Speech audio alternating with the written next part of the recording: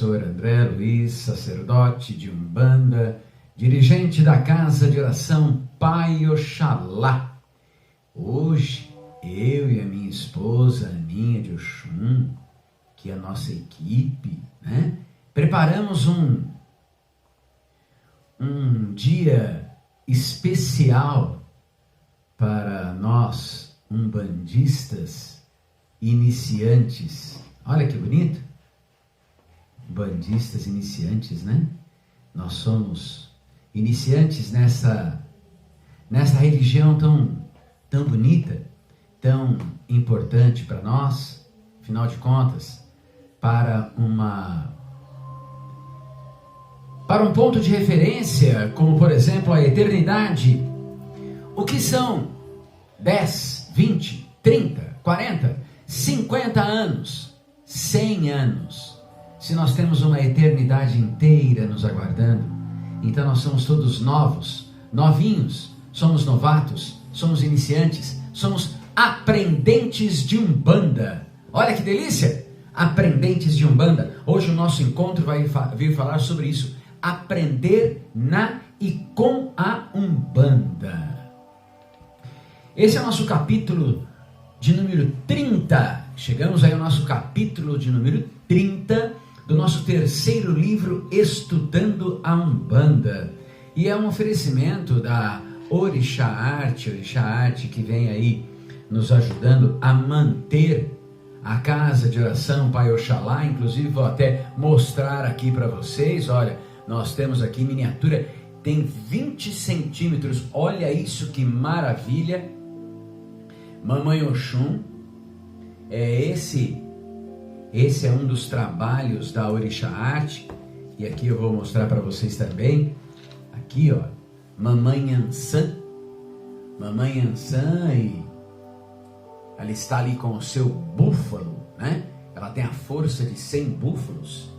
Então, caso você queira adquirir, é só entrar em contato aqui com a Casa de Oração Pai Oxalá. Depois, na descrição, vai ter o telefone para contato. E assim vocês ajudam também nós a mantermos as obras assistenciais da Casa de Oração Pai Oxalá. Hoje, nós vamos falar sobre as expressões usadas na Umbanda. São milhares e milhares de expressões usadas nos terreiros, usadas dentro da Umbanda. Mas algumas delas fazem parte do cotidiano. É mais comum nós estarmos usando, Então, nós pegamos aí as mais habituais para nós podermos estar estudando, conhecendo um pouco, sobre estas expressões, a forma que as entidades falam, para ficar mais fácil, principalmente para aqueles nossos irmãos que estão agora entrando neste processo de umbandalização. Olha que bonito, esse processo de conhecer a Umbanda. Mas devemos sempre deixar claro que esta é uma forma de ser visto pela Casa de Oração Pai Oxalá, dos seus dirigentes, dos seus componentes. Caso você, meu irmão, você, meu amigo, que está do outro lado da tela aí, caso seu Pai no Santo tenha uma outra opinião, seu dirigente tenha uma outra opinião, vá pela opinião dele, ele está correto, ok? Vamos lá então, expressões usadas na Umbanda. Este capítulo ele é destinado principalmente aos irmãos que estão aí iniciando a sua caminhada, a sua jornada na nossa linda Umbanda. São expressões comuns, usadas no terreiro de Umbanda, para aqueles que estão ainda num processo de iniciação, Estão iniciando muitas vezes, e essas palavras se tornam até um tanto estranhas, mas elas fazem parte do vocabulário, das entidades.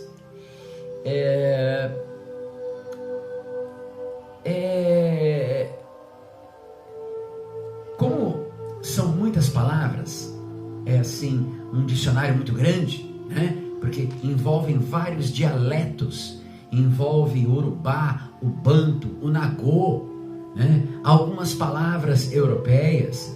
Então, nós vamos fazer o seguinte, nós vamos até a letra T, tá? Com toco. Vamos descobrir o que é toco na Umbanda e continuamos depois na próxima live, tá bom? Senão vai estender muito o nosso assunto de hoje e nós temos um tempo reduzido, né? Mas antes de iniciar o nosso estudo, vamos primeiro entender, se nós estamos falando de iniciação, de filhos que estão iniciando agora, vamos entender qual é o momento certo de vestir o branco da paz que simboliza a Umbanda. Quando é que eu devo adentrar a um terreiro de Umbanda? Quando é que eu devo passar a vestir este branco? Quando é que eu devo procurar dentro de um terreiro de Umbanda estar do lado de dentro da linha do corpo mediúnico? Quando é que eu devo fazer parte de todo este trabalho e este processo? Pois muito bem, meu amigo, vou te dar algumas dicas. Você estará pronto para adentrar a esta linda e magística religião quando você sentir alguns sinais, quando você sentir alguns sintomas, mas sintomas claros que nos mostram que sim, é a hora de atender ao chamado.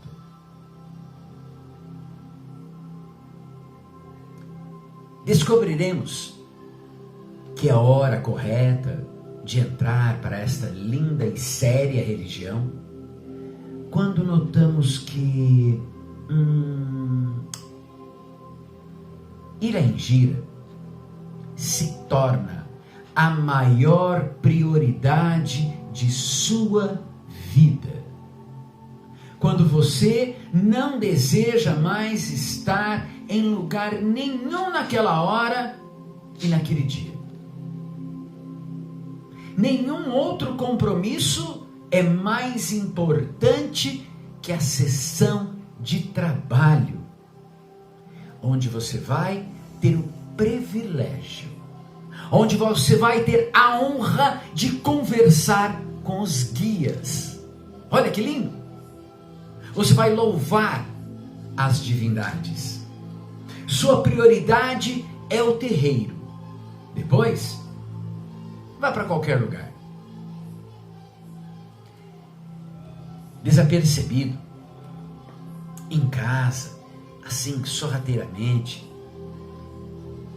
você se pega cantando ali o ponto da abertura do terreiro e até se surpreende. Ué, por que eu estou cantando isso? O ponto não sai da minha cabeça? E se questiona. Quer saber qual é a próxima Engira? Só para decorar o ponto, para depois ir lá e cantar junto com os membros. E quando a semana é de uma Engira mais fechada, uma Engira só para os filhos, você, como ainda é da assistência, não pode participar, mas queria tanto estar ali. Quando passa a entender a importância de cada pessoa que está no terreiro, desde o pai no santo até o filho que cuida das senhas na porta. Quando você chega e se sente em casa,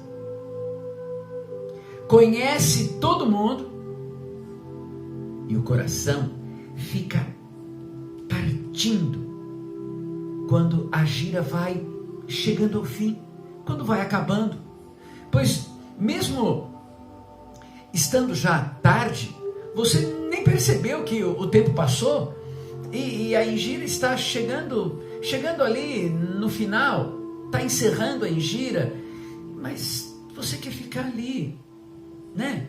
Mesmo que já tenha tomado passe, passado pela assistência, conversado com o guia. Ah, se eu pudesse, eu não iria nem embora. As horas vão passando e você nem percebe.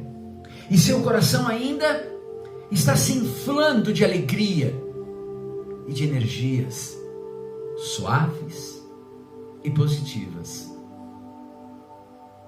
Sabe, meu irmão, quando você não tem mais o que pedir e está indo para agradecer, está indo para rever os seus melhores amigos. Olha que coisa linda! É lá que estão os seus melhores amigos. O pai de santo? Não. Ah, os médiuns da corrente? Não, também não. Mas quem são os meus melhores amigos? Os guias. Você está indo lá para ver, conversar com os seus melhores amigos, com os guias.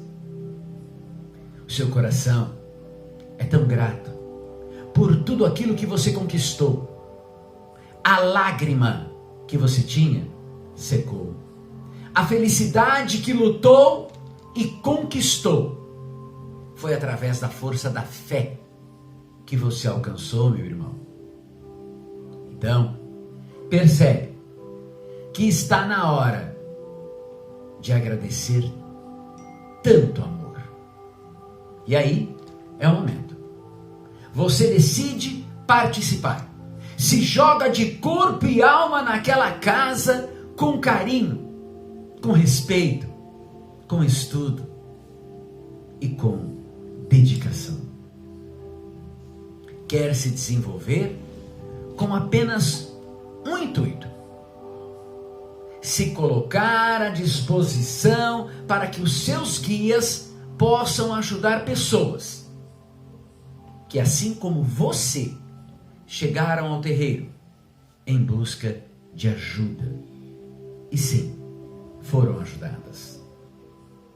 Sim? Agora, meu irmão, você está pronto.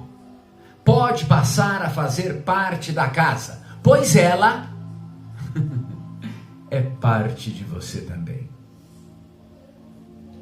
Meus irmãos, é assim. É simples assim que nasce um novo médium na Umbanda. Assim começa a sua missão. Sua linda e mais desafiadora missão. A mais sublime, mas também a mais cheia de preconceitos e obstáculos.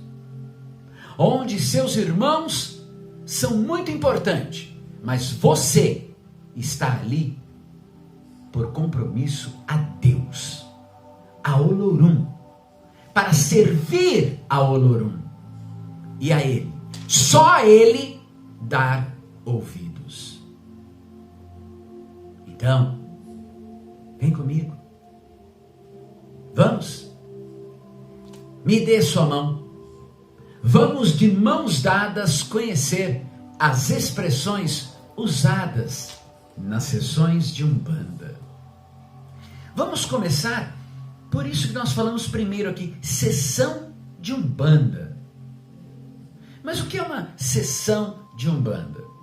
Uma sessão de Umbanda, elas são assim, cerimônias ritualísticas com a finalidade de cura física e espiritual. Saibamos que as doenças físicas são sinais, elas são alertas, elas são um insight, elas são sintomas que o espiritual está enfermo e sim, ele precisa ser tratado. Sendo que as curas ocorrem por meio dos guias espirituais, após as suas danças, após os seus toques, E ali eles vão usar os seus cantos, os seus pontos riscados, eles vão usar velas, eles vão usar ervas, eles vão usar banhos, defumações. Bom, vão usar uma infinidade de materiais ritualísticos. Nas sessões também ocorre o desenvolvimento mediúnico. Existem as sessões festivas, as sessões públicas, com toque de atabaque e danças, sessões de aprendizado, sessões de aperfeiçoamento do médium, assim como está esta sessão que nós estamos fazendo agora. Isso mesmo, isso aqui é uma sessão umbandista. Nós estamos dentro de uma sessão de Umbanda. Você está participando de uma sessão de Umbanda. Estamos fazendo uma sessão de Umbanda aqui, juntos. Ou vocês acham que nós estamos sozinhos? Só eu aqui e vocês aí do lado da tela? Não. Saibam que neste momento, entre nós, existem muitos irmãos que estão aqui, sentados, de pé. Eu consigo vê-los, entrando, saindo, se aproveitando deste momento, vindo buscar um pouco de conhecimento. E muitos estão aqui para nos trazer o conhecimento. Então, estamos em uma sessão de Umbanda. Estamos aprendendo, estamos ensinando, estamos aprimorando o nosso aprendizado. Estamos prestando um serviço a nós e a nossa Umbanda. Vamos lá. Dentro da Umbanda não é muito comum você escutar a palavra abô. Mas eu achei muito interessante trazer para vocês o que é um abô, porque eu acredito que alguns de vocês já ouviram falar ou terão um dia conhecimento. Alguém vai falar e você já sabe o que é. Abô, ele é um banho de ervas, e este banho de ervas, ele é um banho de ervas de um odor assim muito forte, um odor desagradável mesmo, é fétido. Ele é composto por ervas, ele é composto por grãos, ele é composto por outros elementos que não se deve comentar, né? Pelo menos neste momento. E esses componentes passam por uma fermentação. Daí vem este cheiro desagradável. Então, o abô é um banho feito com ervas fermentadas. Basicamente isso. Amaci. Muito comum nos terreiros, amaci. O amaci, ele é usado quando um filho adentra uma casa, quando vai se preparar uma guia, quando vai se fazer um batizado, uma coroação, né? Quando precisa fazer uma deitada. O amaci, ele é um banho de ervas e sementes frescas ou não. E elas são produzidas para lavar a cabeça do médium, para lavar o ori. E ela não tem este cheiro fétido, porque ela não está, ela não passou por esse processo de fermentação. Tá? Amalá. O que é um amalá? Amalá é a comida oferendada aos orixás, que depois de receber o axé, deve ser ingerida ali mesmo. Não pode ser desperdiçada. Alimento a gente não desperdiça. Ainda mais um alimento com axé. Imagina só. Você vai fazer lá uma farofa para os senhores Exus, e depois você vai desprezar, você vai jogar fora? Não. Vai jogar fora uma farofa cheia de axé? Cheia de energias positivas? Cheia de luz? Não, eu quero para mim essa luz. Então, o amalá nós fazemos, oferecemos ao orixá, primeiro a ele. Depois que ele coloca o seu axé, nós então ingerimos ali mesmo este amalá, e são ingeridos por todos os membros, por todos que ali estão, os convidados da sessão, e pode ser até inclusive levado para comer em casa, ou muitas vezes, e isso não é raro de acontecer, a entidade pede, leve para fulano que está enfermo, ou leve para o ciclano que está precisando, ou leve para fulano assim, que precisa desta força, desse axé. Tá? O amalá, para se fazer o amalá, se fazer essa comida do orixá, mas não é da entidade, do guia, não, é do orixá mesmo. Mas é o orixá da Umbanda ou é o orixá do Candomblé? Não existe orixá da Umbanda ou orixá do Candomblé. Orixá é orixá e ponto. Entende? Orixá é único. Orixá é força da natureza. O que diferencia é que na Umbanda nós devocionamos e não cultuamos. E nós trabalhamos com entidades que são soldados dos orixás. Vamos falar assim que é para a gente entender a grosso modo. Eles são falangeiros, ou seja, eles são soldados enviados dos orixás. Então, suponhamos que nós vamos fazer aí um amalá para Xangô, por exemplo. A gente faz um amalá para Xangô, orixá. Quem vai nos trazer o axé do orixá Xangô são os caboclos de Xangô, os seus enviados, né? Atabaque. O que é um atabaque? O atabaque é um instrumento musical de percussão. Ele é batido, ele é tocado. Ele é semelhante a um tambor. Ele é usado para acentuar o ritmo dos pontos. Eles são divididos em 3 diferentes tamanhos. E cada um deles tem um nome. Nós temos o rum, o rumpi e o lê. O maior de todos, o rum, ele tem um registro mais grave. O rumpi é aquele médio, é aquele do meio. E ele tem ali, né, um registro médio. E o lê, o menorzinho, ele possui um registro mais agudo. Quem puxa os pontos sempre é o maior, tá? Sempre é o rum que está puxando os pontos. Então, na hora do toque, tem que tocar esse baixo rum para que todos acompanhem, né? Por ele ser um som mais grave, né? Ele tem que ser tocado um pouco mais baixo. Antes da consagração, antes de eles serem consagrados, eles são instrumentos profanos, instrumentos comuns, tá? Todo mundo pode tocar, pode mexer, não tem problema não, né? Tá tudo certo. Mas, a partir do momento que ele é consagrado, ele deixa de ser profano para ser sagrado. Aí não são todas as pessoas que podem tocar o atabaque e tocar no atabaque. Há uma grande diferença entre tocar o e tocar no, tá?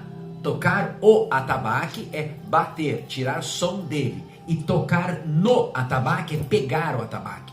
Não são todas as pessoas que podem tocar no e tocar o atabaque depois que ele passa a ser consagrado. Porque ele tem todo um tratamento especial de respeito e devoção. Ele é assentado. Baixar. Muita gente fala, não, fulano, né, vai baixar a entidade. O que é baixar? Baixar é incorporar a entidade. É incorporar ao corpo do filho ou da filha no santo. E o ato de incorporar não quer dizer que entra no corpo. Tá? Não existe isso. O corpo é seu. Por isso que hoje nós falamos muito que dificilmente você vai encontrar um médium inconsciente. Não há necessidade do médium inconsciente. Hoje nós temos médiums semiconscientes e médiums conscientes, que são mais comuns. Por quê? Porque a entidade que ali está, ela não toma o corpo. Não. O corpo é seu. O corpo é seu. Continua sendo seu. Seria um carro dirigido por 2 motoristas ao mesmo tempo. Você seria capaz de dar o volante do seu carro para um outro motorista? Depende, né? Depende. Se você confiar nele, você vai dar, você vai entregar. É isso que acontece na incorporação. Você confia na sua entidade? Solta. Deixa ela guiar esse carro. Bora? Vambora. Então, ela não está vestida no teu corpo. Não, de jeito nenhum. Muitas vezes ela está longe de você. Um médium vidente, quando a entidade permite, ele consegue ver a entidade. Muitas vezes a entidade está longe. E nem aqueles trejeitos que são feitos ali, a entidade não está fazendo. Mas é canalizado uma força, nós já falamos isso em lives anteriores, de chakra a chakra, aonde faz-se acoplagem, e aí a pessoa ali está incorporada. E muitas vezes a entidade, ela acopla na gente, no médium, e ela passa a sua mensagem. Se o médium está despreparado, se o médium está desequilibrado, se o médium não está bem, sabe o que acontece? A entidade fala para ele assim, brada, ele entende, berra, né? Falta de conexão, falta de equilíbrio. Vocês já viram, já chegaram nessas casas, e é muito comum isso, principalmente para médiums que estão em desenvolvimento. A entidade pede para ela assim, pede uma porção de objetos, né? Nós temos aqui, inclusive, eu vou mencionar, nós temos uma filha de Exu, né? Que ela precisava de uma corrente mesmo, uma corrente de ferro, e ela trouxe essa corrente de ferro, e ela usou por algum tempo esta corrente de ferro, até o momento que ela amadureceu e entendeu que a corrente que o Exu precisava estava sendo retratada por ela como uma corrente de ferro, enquanto ela ainda estava verde. A partir do momento que ela amadureceu, ela entendeu que não precisava mais desta corrente física. Sim, a corrente existe, mas é astral. Não é mais corrente física. Olha que lindo! Sabe o que é isso? Amadurecimento mediúnico. Amadurecimento mediúnico. Então a entidade baixa e passa a mensagem para a gente. Enquanto ainda estamos verde, não entendemos. Quando amadurecemos, aí sim passamos a entender. É muito comum um filho no santo chegar assim para o pai e falar assim, pai, eu precisava de minha entidade, ela pediu para eu trazer um tridente, um leque, pediu para eu trazer um brinquedo, pediu para eu trazer um chapéu, pediu para eu trazer uma espada, pediu para eu trazer Nhansan, por exemplo. Nhansan pediu um rabo. Peraí, pediu? Você está ouvindo direito? Ela pediu, tá, então traga. Ela traz. Ela vai usar? Vai usar sim, vai. Até o momento que ela estiver madura. A hora que ela está madura, ela não precisa mais desse objeto, porque ela já entendeu que isto vai ser plasmado para ela. Quer ver só que interessante?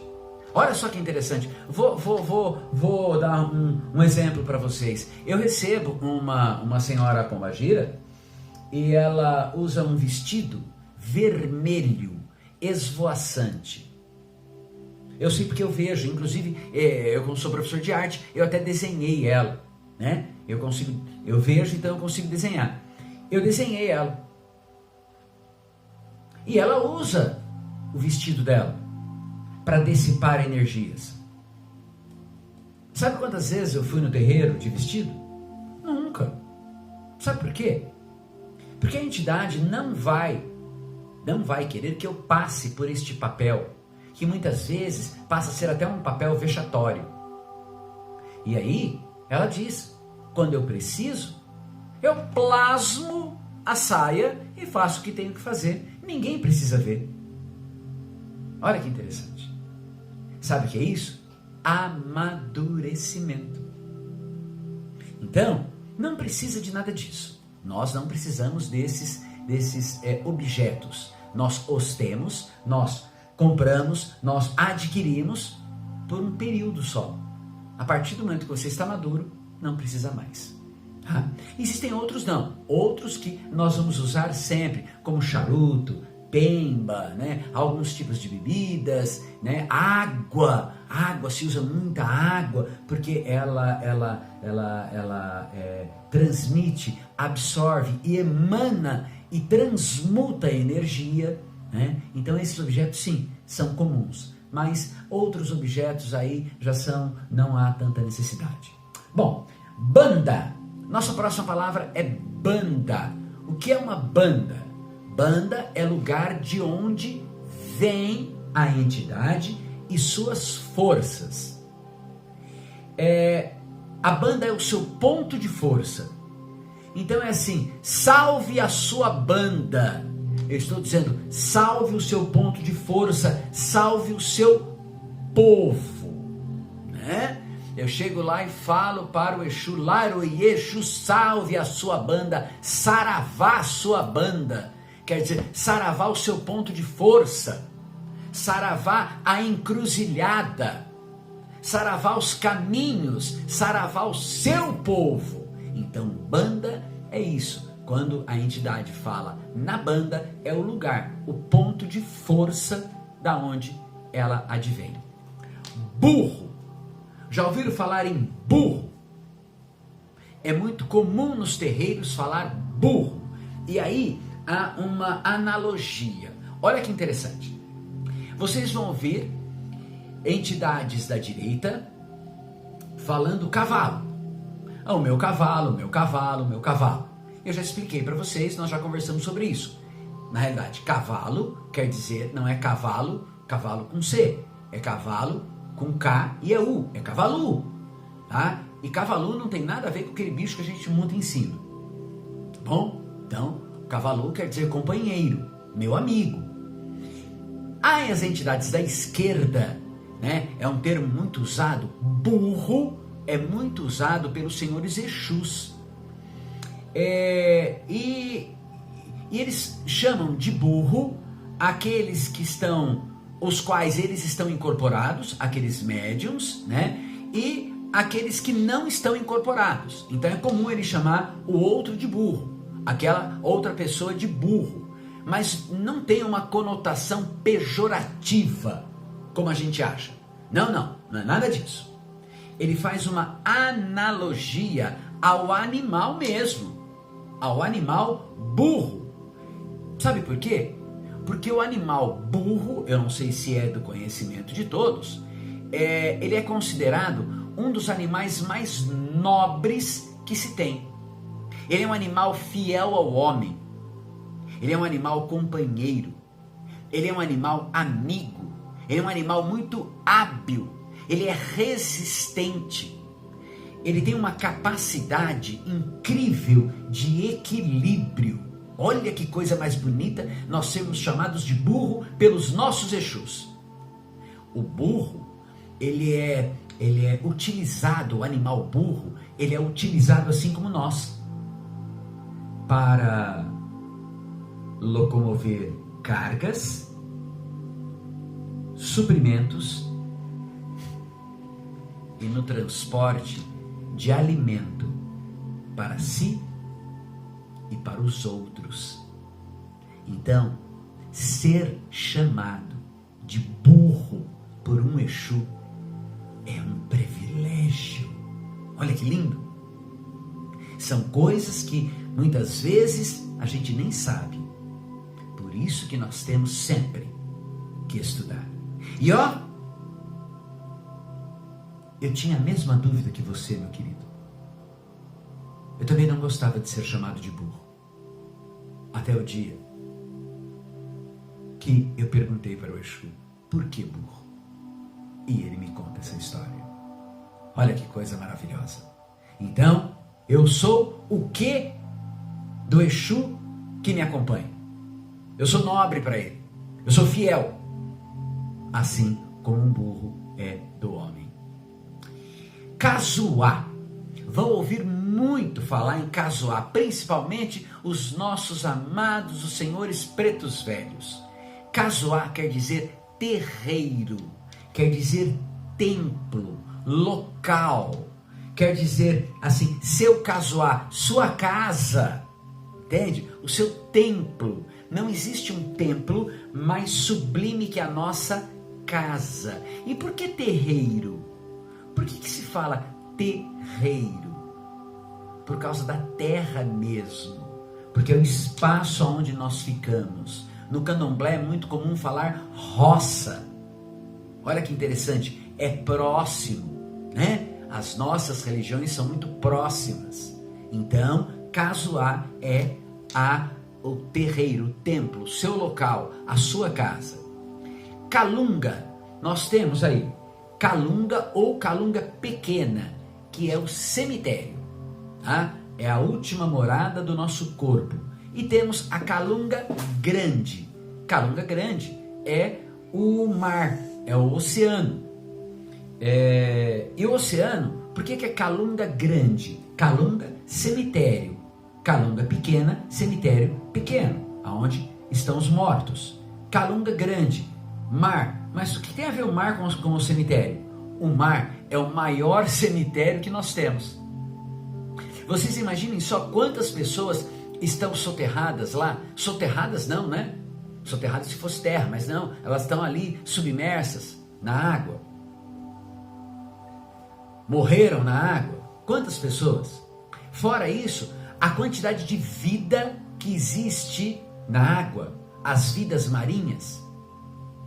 Que da mesma forma como nós, terminando o seu ciclo, elas morrem. E é ali que elas são enterradas, né? Na própria água. Por isso que é calunga grande, o grande cemitério. Cambone ou cambono. O que é isso? Cambono é um auxiliar. Ele é um assistente dos guias. Ele é um membro de uma importância dentro do terreiro, mas uma importância, vocês não têm noção de como um cambono é importante no terreiro. Para vocês terem uma ideia, o cambono, se ele não está conectado, se ele não tem uma conexão com a casa, ele pode atrapalhar todo um trabalho espiritual. O cambono, ele tem que estar sempre muito atento, ouvido muito aberto, muito aguçado, prestando atenção em tudo que acontece e em todos. É ele que vai levar a mensagem da entidade até o assistido. Muitas vezes, um preto velho, por exemplo, ele tem dificuldade em falar as nossas palavras. E é o cambono que traduz isso. Se o cambono traduziu errado, o assistido vai fazer coisa que não deve. Então, o cambono é assim, o trabalho do cambono é um trabalho muito importante, muito bonito na Injira. E todos que adentram a Umbanda, todos que vêm para a Umbanda, passa pela cambonagem. E este momento é um momento divino de aprendizagem. Mas eu vim para o terreiro, eu queria tanto receber uma entidade, mas eu sou cambono, já faz 6 meses, 1 ano, 2 anos, 3 anos, 5 anos que eu sou cambono. Agradeça a Deus, agradeça a Olorum, agradeça a Oxalá. Enquanto você está sendo cambono, você está aprendendo. A partir do momento que você atingir um pouquinho de conhecimento, quem sabe é a hora de você entender que você tem que aprender mais. Então ser cambono é muito gostoso. Eu particularmente adoro cambonar. Eu toda vez que tenho oportunidade, eu vou cambonar. Eu aprendo demais a cada vez que um preto velho vai dar uma consulta. Eu aprendo demais cada vez que um caboclo vai dar um banho de ervas. Que o Senhor Exu vai com o seu coité até o assistido. São nesses momentos que nós aprendemos toda esta magia. É maravilhoso ser cambono. Carregado. Ah, fulano está carregado. O que é isso? Carregado é cheio de fluidos. Geralmente, maus fluidos, né? Então ele está carregado, ele está pesado, ele está assim, denso. Ele precisa de um descarrego. Então, carregado, ele está com maus fluidos. Acabamos de falar no Senhor Exu e o coité. Mas o que é um coité? E aí, qualquer dia desse nós vamos fazer uma live só sobre coité. Coité é uma coisa linda da gente conhecer. Mas vamos lá, só um spoilerzinho. O coité, ele é uma espécie de cuia. Ela é feita com a casca do coco seco. O coité, dentro da Umbanda, ele tem uma função muito maior do que de servir ali de copo, servir para servir algum líquido, ou alguma comida, ou alguma coisa para uma determinada entidade, um guia, enfim, né? Porque o coité, ele é feito de coco seco, e o coqueiro, ele é considerado uma das árvores, chamado árvore da vida, pois ela praticamente, do coqueiro, se aproveita tudo, 100% dos produtos são tirados do coqueiro, nada do coqueiro sobra, se usa tudo do coqueiro. Além disso, o coqueiro é uma fonte de renda e de sustento de muitas pessoas. Além de carregar uma energia forte, devido à sua importância nas religiões consideradas brasileiras de matrizes afro, o coco seco é cortado ao meio. Depois ele é lixado, ele é raspado, ele é tirado todo o coco que tem dentro e ele é preparado de acordo com o objetivo do uso ou de acordo com a forma que o guia pediu. Podendo ou não ter um suporte embaixo para que ele possa, né, parar de pé, uma vez que ele é redondinho. Ele é muito utilizado em rituais magísticos. Ele é um condutor energético. Ele é um armazenador. Ele é um irradiador de energias. É muito comum encontrar nas casas que trabalham com as linhas de Exu, de boiadeiro, de baiano, guias que trabalham e gostam muito de ter o seu próprio coité. E isso não é particular apenas das linhas, essas linhas que eu falei, dessas linhas de trabalho. Encontramos entidades que fazem uso desse elemento em diversas linhas, né? Mas por quê? Por causa da sua energia, por causa da sua importância. E por isso, não é incomum ver essas entidades trabalhando e usando esses elementos como armazenador de suas bebidas, que são usadas dentro dos trabalhos ritualísticos. Existem até aqueles coités que são estourados, arrebentados, para junto quebrar as energias nocivas. Assim é o poder energético deste elemento tão simples, né? Pois o coco, por si só, já é uma grande potência energética. E quando usamos os coités para ingerirmos alguma bebida durante os rituais, estamos simbolicamente ingerindo esta força acumulada e interiorizada dentro do coité. Dar firmeza ao terreiro. O que é isso? É riscar o ponto na porteira, é riscar o ponto sob o altar, é defumar, é cantar o ponto. São feitas estas firmezas do terreiro antes da sessão para afastar, para impedir a entrada de más influências espirituais. Para não dar firmeza, para vocês terem uma ideia, dentro do terreiro nós temos vários pontos de firmeza e nós temos que fazer essas firmezas antes de iniciar a sessão, antes de abrir a engira. Por isso que se traz Exu da porteira, se traz Ogum de ronda, enfim, para fazer esses riscos mesmos, tá? Ali, antes de se abrir a engira. E é só no terreiro, por conta destas firmezas do terreiro, que nós podemos, sim, incorporar e fazer trabalhos. Por isso que um irmão que fica incorporado na sua casa, no seu trabalho, na rua, no bar, na festinha, né, de 2 anos do sobrinho, no churrasco na laje, que firmeza esse médium tem? Que firmeza foi feito?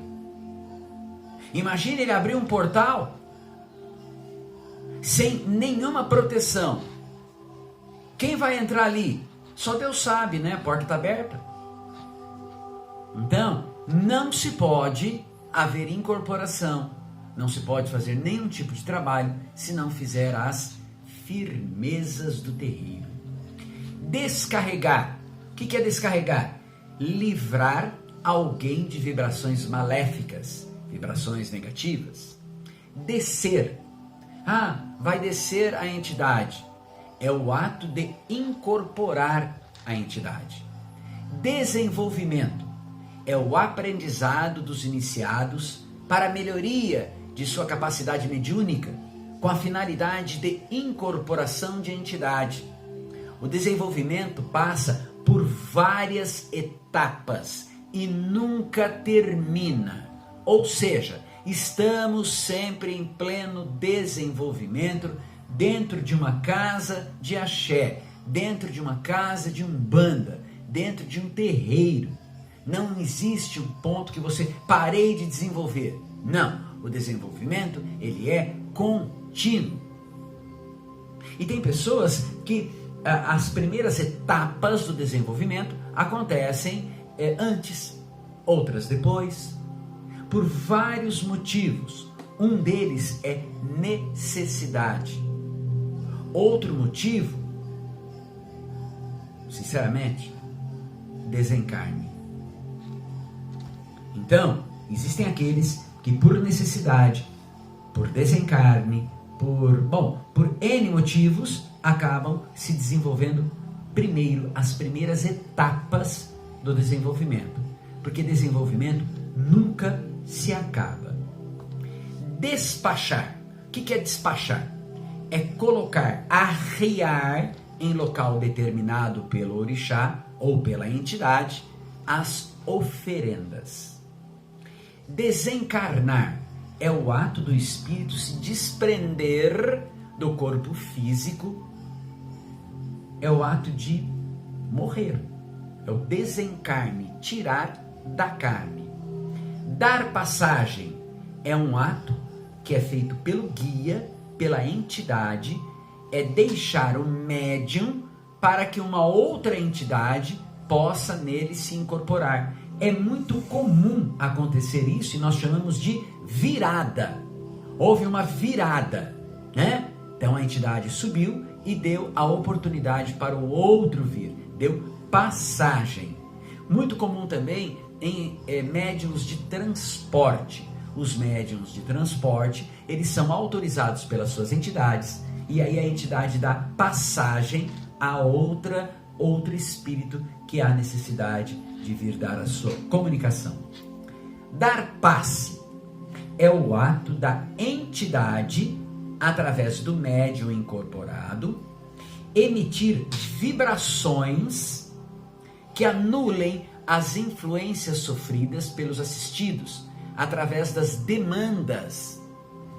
E o que são demandas? Demandas é tudo aquilo que mandam para você, né? Seja lá feitiço, olho gordo, inveja, essas coisas que mandam para você, tá? Essas demandas. Então, os passes, eles são para isso, para neutralizar estas energias. Em algumas religiões, algumas outras religiões, como o Espiritismo, por exemplo, não há uma incorporação da entidade para ser feito o passe. Há sim uma atuação energética dos mentores. Os mentores atuam sobre o médium que ministra o passe, né? Descarga. E o passe também serve para abrir caminhos, né? Descarga, o que é descarga? É a ação de afastar do corpo de alguém ou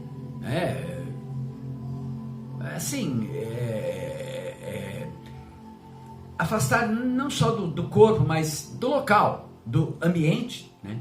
Vibrações negativas, vibrações maléficas. Pode ser feito por banhos, pode ser feito por passe, defumação, queima de fundanga, né? A pólvora, bate-folhas, né? A descarga pode ser feita assim de várias formas. Despacho é uma oferenda feita aos senhores Exus com a finalidade de enviá-los como mensageiro aos orixás. Tá? É para fazer o mal? Não, lógico que não. Exu não faz mal. Quem faz mal não é Exu. Você faz mal, Exu não. Exu bonzinho. Você é ruim, Exu bonzinho, né? Então, o despacho não é para o Exu, é para ele levar uma mensagem ao orixá. Esta forma de vermos o Exu, né, ele é visto em uma outra forma dentro da Quimbanda. O despacho na Quimbanda é feito, né, geralmente nos terreiros de Quimbanda, com a finalidade de pedir o mal para alguém mesmo, né, geralmente colocado em encruzilhadas. Lembrando que nós temos dois tipos de Quimbanda: Quimbanda com K e Quimbanda com Q. Tá? Então nós estamos falando da Quimbanda com Q. Aquela quimbanda que trabalha com as energias dos quiumbas, né? Que nós vamos ver daqui a pouco o que é. Ebó. O que é um ebó? É um presente, é uma oferenda ao orixá. Encosto. Encosto antigamente era muito falado, né? Hoje a gente quase não vê falar encosto. Graças a Deus, né? Encosto é o espírito de uma pessoa morta, é um egum, que se junta a uma pessoa viva, uma pessoa encarnada, conscientemente ou não. E ela passa a prejudicar esta pessoa com as suas vibrações nocivas, suas vibrações negativas. Mas eu disse que o encosto são espíritos de pessoas mortas, eguns. Aí o que são eguns? Eguns são seres que já desencarnaram. Deixaram de ser alma para ser espíritos. Alma é o nosso espírito encarnado. desencarnamos, deixamos de ter alma, passamos a ter espíritos. Dá licença que eu estou com um soluço. Espera um pouquinho só.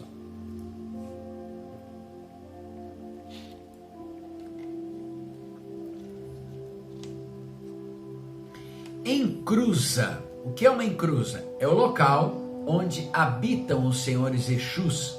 É o cruzamento dos caminhos. É onde passa a via férrea. É onde passam as ruas, né? Aonde tem os caminhos. No interior a gente chama de picada, né? Então aquilo lá é encruza, aonde cruzam os caminhos. Encarnação é o ato de vir, a vinda do espírito à Terra, tomando um corpo físico. Então ele volta para um corpo novo e continua sua evolução espiritual. Isto é encarnar ou reencarnar.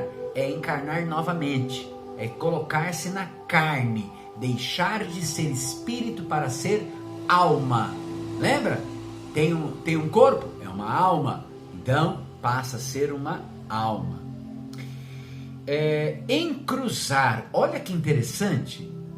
Encruzar é um ritual realizado apenas e tão somente pelo dirigente espiritual antes do início da sessão e consiste em traçar cruzes com pemba na testa, no peito, nas costas, na palma das mãos, nas solas dos pés, né? Encruzar o solo sagrado é um ritual realizado pelo dirigente, tão somente por ele, pelo dirigente espiritual da casa, antes do início da sessão, que consiste com uma pemba. O que é a pemba? A pemba é um giz, né? Ele vem, o dirigente espiritual vem e traça imagens que são oráculos, né? Com a finalidade de formação de portais e proteção. Entidades são seres espirituais na Umbanda. Engira é o mesmo que gira, que trabalho, que sessão. Engira era muito usado, era muito usual nos terreiros mais antigos. Com o tempo passou-se a usar só gira. Eu ainda, como sou da época ali dinossáurica, ainda costumo usar engira, né? Nós temos em nossa casa as nossas engiras. É a mesma coisa que a gira. Espírito de luz é um espírito muito desenvolvido, é um espírito superior, é um espírito puro. Espírito sem luz. Opa, a nós aqui, ó. Espírito inferior. É um espírito inferior, pouco evoluído e ainda apegado à matéria. Tô brincando, tá? Não estamos falando de nós, não. Estamos falando de espíritos. São espíritos que ainda estão enraigados aqui na matéria, né? São pessoas que desencarnaram e querem permanecer nas mesmas casas, nas mesmas famílias, aqui mesmo no terreiro. A hora que nós entramos aqui pela primeira vez, nós tínhamos aqui uma pessoa que suicidou-se aqui e ao chegar eu encontrei essa pessoa aqui, né? E eu estava só aqui, encontrei essa pessoa, chamei a Ana, falei, tem uma pessoa aqui, essa pessoa está enforcada, está pendurada ali na janela, né? Aqui tem outros andares e ela estava pendurada ali. Foi feito um trabalho e essa pessoa conseguiu ganhar a luz. Então ela era um espírito sem luz, porque ela ainda estava enraigada aqui na terra, apegada ao bem material, que era a casa que ela residia. Depois ela ganhou a luz, passou a ser um espírito e que não necessitava mais de ficar aqui. Espírito obsessor são espíritos sem luz. Ele ainda não teve o desenvolvimento espiritual.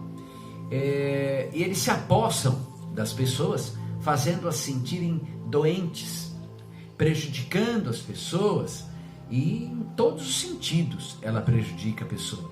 Ela prejudica fisicamente, emocionalmente, financeiramente, enfim, no seu relacionamento, esses espíritos obsessores. Filhos de fé é a designação do médium iniciante ou não. Todos nós somos filhos de fé. Por isso que nós somos irmãos. Dentro do terreiro, lembra que eu disse na live anterior que não tem marido, mulher, pai, mãe, filho, etc. Temos irmãos de fé, porque somos todos filhos de Deus, filhos na fé. Firmar, concentrar-se para a incorporação. Firmar anjo de guarda, olha que bonito isso, olha que interessante. É fortalecer por meio de rituais especiais, específicos, e oferendas de comidas votivas ao orixá patrono do médium. Opa, peraí, que conversa é essa? Então, meu anjo da guarda, aquele anjinho da guarda que a minha mãe me ensinou desde pequenininho, que eu tinha um anjinho da guarda, é verdade? É. Só que na Umbanda nós chamamos de o meu pai de cabeça. Ele é quem me guarda. Então ele é o meu anjo da guarda.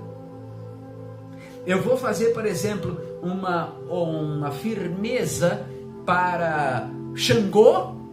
Eu vou fazer uma oferenda para a coroa de Xangô. E quem vai fazer este amalá? Quem vai fazer essa comida? Quem vai oferendar isto? Um filho de Xangô. Os outros podem? Não. Os outros devem. Todos nós devemos fazer, sim. Mas o filho daquela entidade, aquele que tem a coroa mediúnica, tem aquele orixá, ele tem a obrigação. Olha que lindo! Ele tem a obrigação. Da mesma forma que cada vez que você precisa, você vai buscar colo aonde? No seu pai, na sua mãe. Então, é no seu orixá, no seu anjo de guarda. Firmeza, o mesmo que segurança, é um conjunto de objetos com forças místicas, é o axé, que geralmente é enterrado no chão quando a propriedade é própria, ou pode ser enterrado em outro local, num vaso, alguma coisa assim, né? É feito esta firmeza. Serve para proteger o terreiro e consiste na base espiritual da casa mesmo. Fechar a gira. Fechar a gira é encerrar a sessão. É acabar o trabalho, acabar a cerimônia, em que tenha havido uma formação de corrente vibratória. Então, quando se abre a gira, abre-se portais. Fechou a gira, fecha-se os portais aonde aquelas vibrações estavam. Havia aquela corrente vibratória, como se fosse uma corrente de ar. Você fecha a porta para impedir aquela corrente de ar entrar. E a mesma coisa na espiritualidade. Fechar a trunqueira é fechar o terreiro às más vibrações dos quiumbas, por meio de defumação, de aspersão, de aguardente, sentir o cheiro da aguardente, aspergir ela nos 4 cantos do terreiro, realizar algumas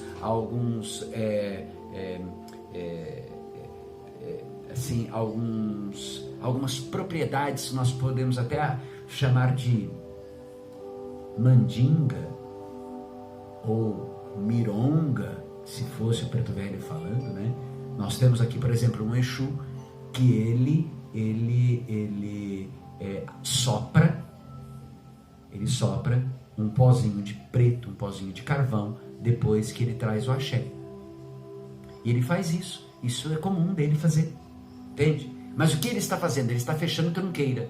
Ele não está deixando que energias, espíritos maléficos se aproximem. Quiumbas se aproximem. Ele está protegendo não só a casa, mas aqueles que ali estão. E detalhe, encarnado e desencarnado.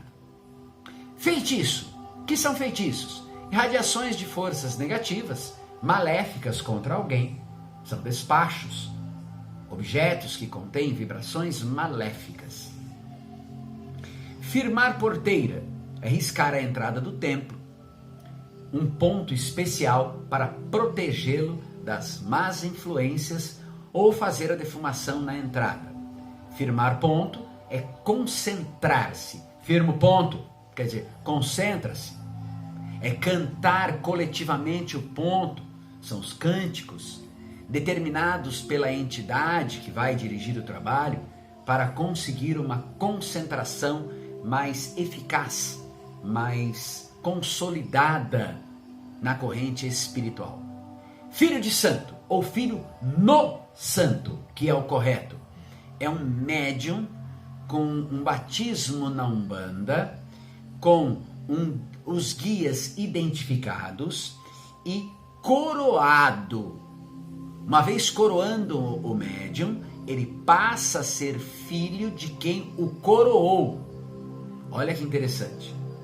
Ou seja, ele deve obediência e respeito às entidades do seu pai no santo, ou seu pai de santo, que sempre será único e insubstituível. Eu já ouvi gente falando assim, não, eu saí do terreiro A, onde eu fui coroado, e fui para o terreiro B, aonde eu não fui coroado. Aí eu mudei o meu pai de santo. Não, pai de santo é imutável. Uma vez coroado pelo Antônio, você vai ser sempre filho no santo dele. Mesmo que você vá para o terreiro do João, você continua sendo filho no santo do Antônio. É insubstituível, mesmo após o desencarne. Você não tem um padrasto no santo. Não existe isso. Isso existe não, viu? Isso é coisa só nossa, isso não existe não. É por esse motivo que você deve pensar muito bem, pense muito bem se você quer ser coroado. Se você recebeu a oferta da coroação, pense muito bem antes de aceitar. Porque uma vez aceito, você sabe que você passa a ser coroado, você passa a ser filho da entidade do seu pai no santo, e você deve respeito e você deve obediência àquela entidade, né? Pois estará ligada àquele pai, àquela mãe no santo para sempre. Para sempre. Ah, mas eu briguei com o pai de santo. Tá, você brigou com o pai de santo, porém,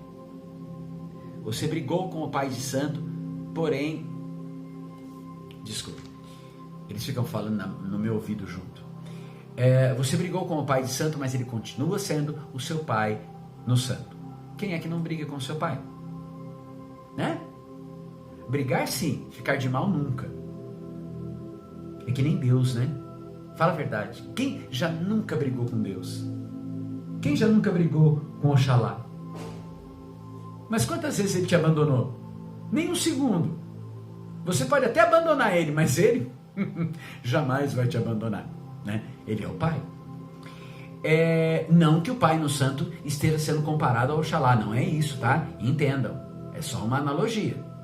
Fundanga é pólvora. Ponto de abertura é o cântico de abertura de uma sessão. Ponto de chamada é o cântico que invoca a entidade para vir trabalhar no terreiro. Ponto de defumação é um canto enquanto é feita a defumação no ambiente e a defumação das pessoas que ali estão, né, nos presentes. Porteira, entrada do templo. Gira de caboclo, uma sessão religiosa aonde vai se chamar os caboclos. Gira é uma sessão religiosa e dentro dessa sessão tem lá os cânticos, as danças para cultuar as entidades espirituais. Guia de cabeça é um orixá ou uma entidade principal do médium, é aquela que está no centro da sua coroa, aquela que está à frente, aquela que toma conta, ela é o seu guia, o seu pai de cabeça. Guia é o protetor do médium, por isso que chama guia, é aquele que guia o médium. Também é um nome dado àqueles fios, né? Aqueles fios de conta, aqueles colares, são colares antes de ser consagrados. Passou pela consagração, passa a ser guia, é uma guia. Pode ser lá de semente, contas, cristais, né?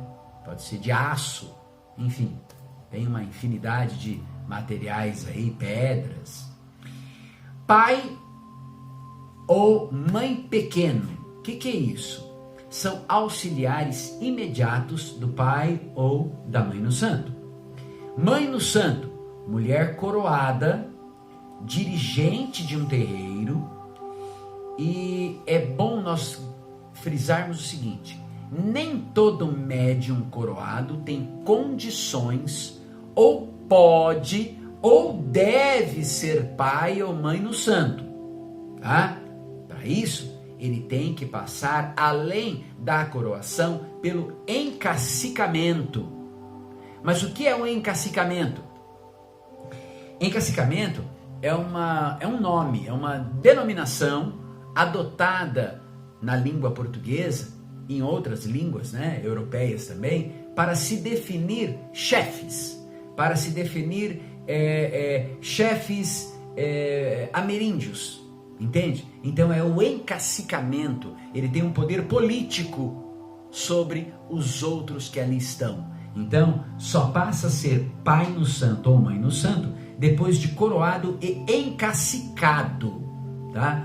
O encacicamento, ele pode ser uma cerimônia gigantesca ou pode acontecer apenas ele e o médium, só. Ninguém pode estar no meio de um trabalho e ninguém nem percebe que houve o encacicamento, tá? Então é assim, dificilmente um coroado será pai ou mãe de santo, mas todo pai e mãe de santo obrigatoriamente tem que ser coroado. Marafa ou marafo é aguardente, né? Qualquer tipo de bebida alcoólica pode ser chamado de marafo. Patuá é um talismã usado para dar sorte, para trazer proteção, né?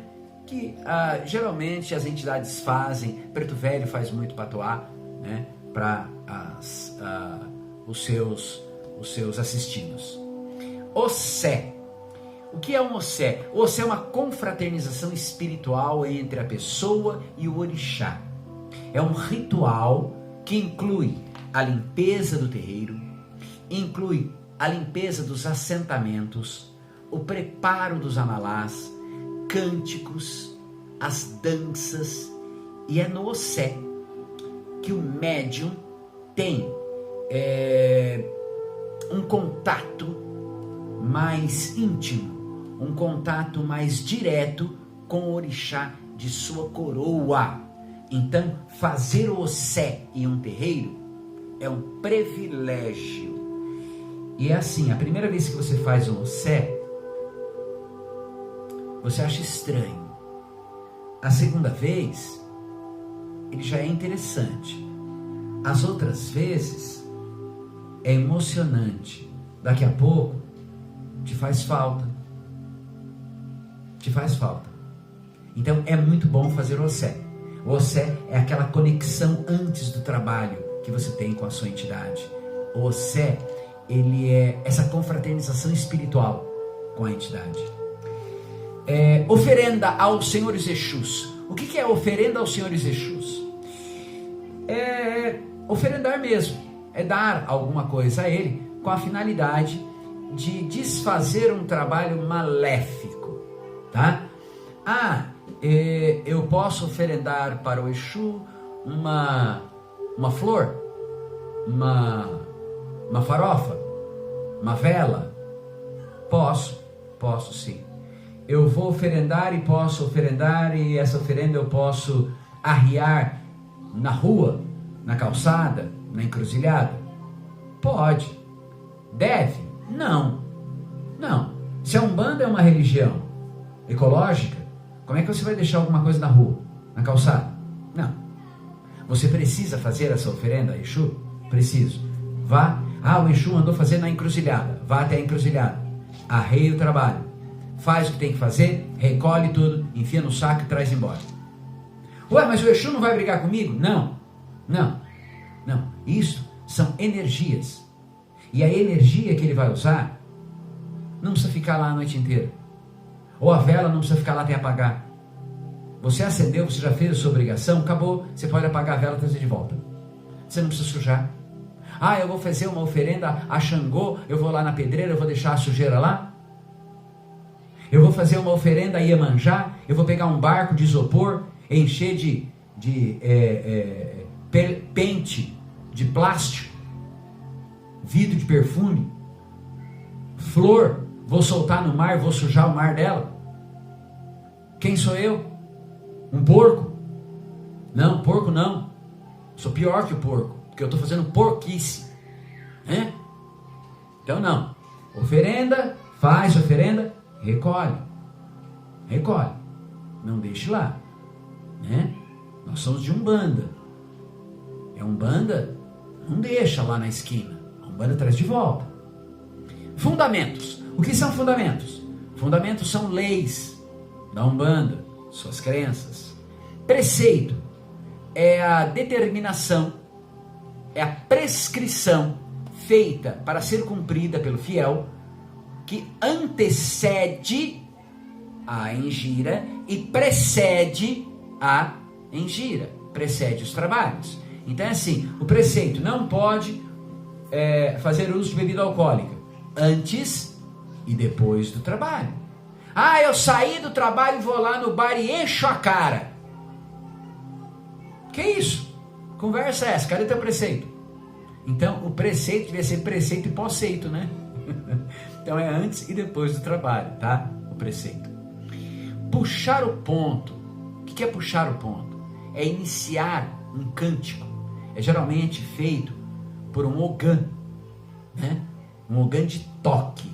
E na Umbanda não se fala ogã, né? Na Umbanda é chamado de tabaqueiro ou corimbeiro. É o curimbeiro quem toca a curimba. E em seguida é acompanhado pelos outros médiuns. Perna de calça. São homens, na língua dos senhores pretos velhos, dos senhores Exus. Pemba é um giz especial, sagrado. Chamamos de caneta de Aruanda. Olha que bonito. Através da Pemba, com a Pemba, com este giz, com esta caneta de Aruanda, que as entidades riscam os seus pontos. Deixam marcado o seu nome através do desenho. Ela firma, ela cria portais, ela protege através da Pemba, esse giz sagrado.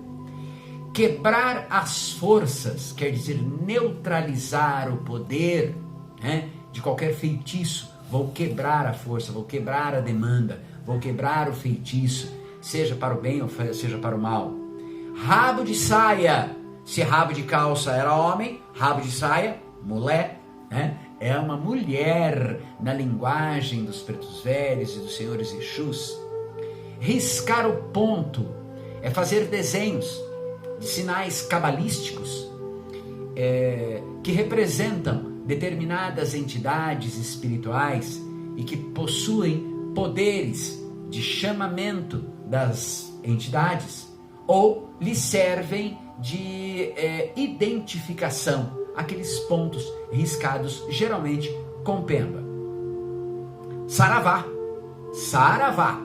Saravá é um cumprimento comum, geral, na Umbanda, né? É o mesmo que salve, aleluia. Tomar passe. Tomar passe é receber das mãos dos médiuns, aqueles que estão em transe, a vibração da entidade, as quais retiram do corpo da pessoa os males provocados pelas vibrações densas, pelas vibrações negativas, provenientes de mal olhado, de encosto, e muitas vezes de nossos próprios pensamentos. Afinal de contas, atraímos aquilo que espelhamos. Lei da afinidade. Muitas vezes temos que tomar passe, porque nós mesmos demandamos contra nós, através de nossos pensamentos, das nossas atitudes rudes, más, grosseiras, pensamentos inóspitos.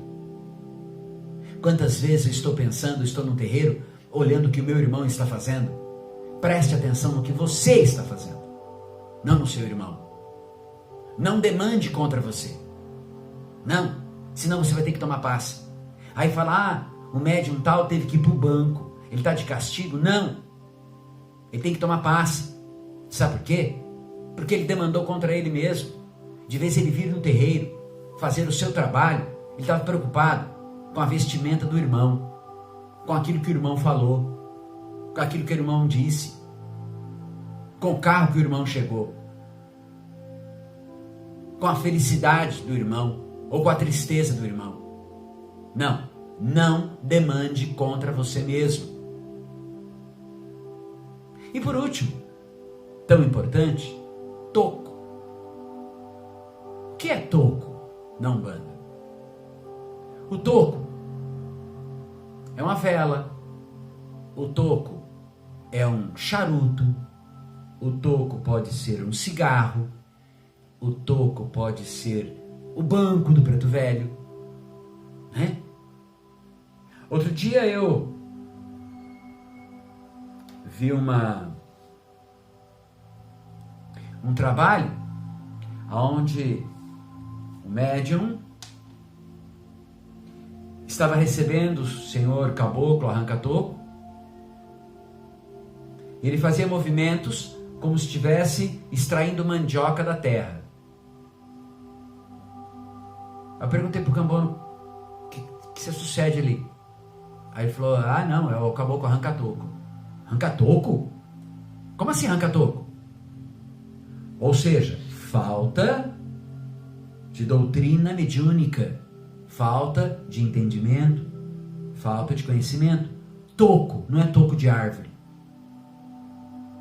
Então quando ele fala arranca-toco, ele está arrancando aquilo que atravanca a sua vida. Ele está arrancando, é um caboclo que quebra demandas, é um caboclo que tira os empecilhos, as velas acesas contra você. Ele não está ali para arrancar um pedaço de árvore, mesmo porque o índio não arranca árvore, nem um toquinho.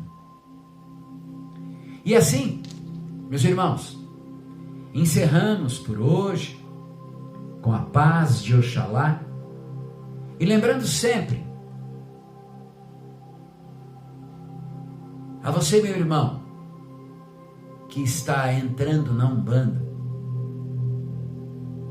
Eu, como dirigente de uma casa, de um terreiro de Umbanda, só posso lhe dizer uma coisa. Seja muito bem-vindo. Seja muito bem-vindo a esta linda religião. A uma religião que vai lhe fazer, uma religião que vai lhe ensinar a conhecer e a conviver com o melhor de você mesmo. Sabe por quê? Porque Umbanda é uma religião séria, para pessoas sérias. Axé, meus queridos, tenham uma excelente semana. Semana que vem estaremos novamente com mais um podcast. Axé.